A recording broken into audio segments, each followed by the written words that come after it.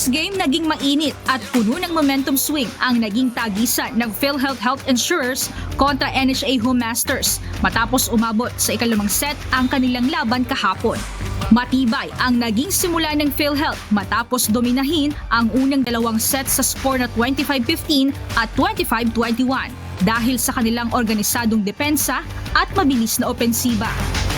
Subalit sa third set, umarangkada ang momentum sa panig ng NHA Home Masters at nagpakita ng matinding resiliency upang makuha ng magkasunod ang third at fourth set sa score na 25-21 at 25-23 na naghatid sa dalawang koponan sa deciding fifth set. Sa pagpapatuloy ng laro, agad namang naibalik ng PhilHealth ang kanilang momentum sa game.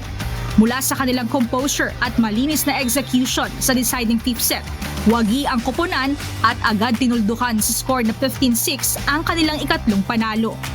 Teamwork pa rin. Tsaka yun nga, binubuo pa rin namin yung teamwork ng bawat isa. Kasi from different region, yun ang isa sa una kong binubuo sa kanila para magkaroon ng chemistry ang ang buong team.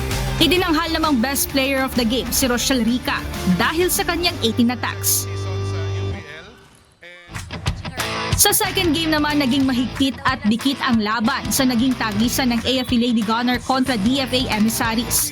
Agad na naipakita ng AFP ang kanilang malakas na opensiba at dinumina ang DFA sa unang set sa score na 25-19.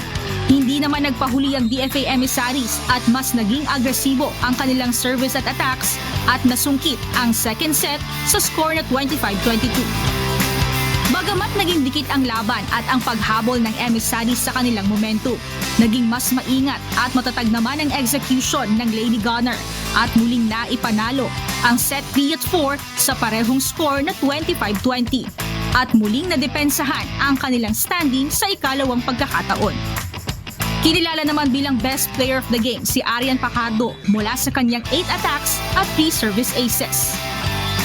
So, tinagalan namin yung sa training namin, nagkaroon kami ng sistema na kailangan bupensa, bumlock, at higit sa kailangan na may pasa rin talaga para makatake pa na maayos.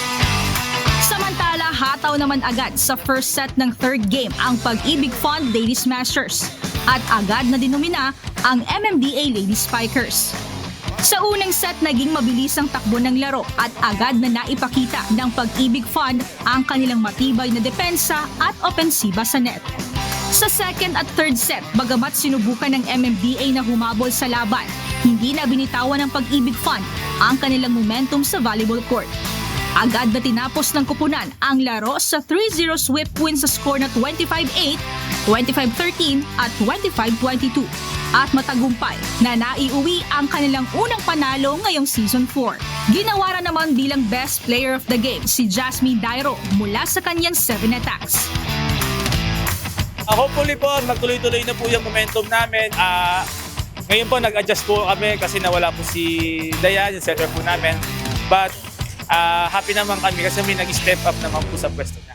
Bagamat nakaranas ng 3 sunod-sunod na pagkatalo ang Pag-ibig Fund Lady Smashers at mas naapektuhan pa ang team dahil sa pagkawala noon pang last game ni Diana Maceda bilang setter ng team, naging daan naman ito upang mas pag-ibayuhin pa ng koponan ang kanilang execution at diskarte sa volleyball court.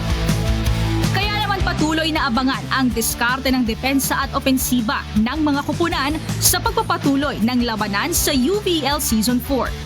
Abangan sa March 15 ang muling pagsabak ng bawat ahensya ng pamahalaan sa tagisan ng galing sa volleyball. Sa unang match, magtatagpo ang DENR Lawin Spikers kontra Comlex Suffragettes sa ganap na 12:00 ng tanghali. Susundan nito ng paghaharap ng PhilHealth Health Insurers at PNP Lady Patrollers ng 2:00 ng hapon. At pagsapit ng 4:00 ng hapon, magtatapat naman sa game ang BFP Lady Firefighters at NHA Home Masters. Tutukan ang paghaharap ng mga koponan sa nag-iisang liga ng public servants. Abangan ang exciting volleyball action via live streaming sa Facebook at YouTube channel ng UNTV Sports.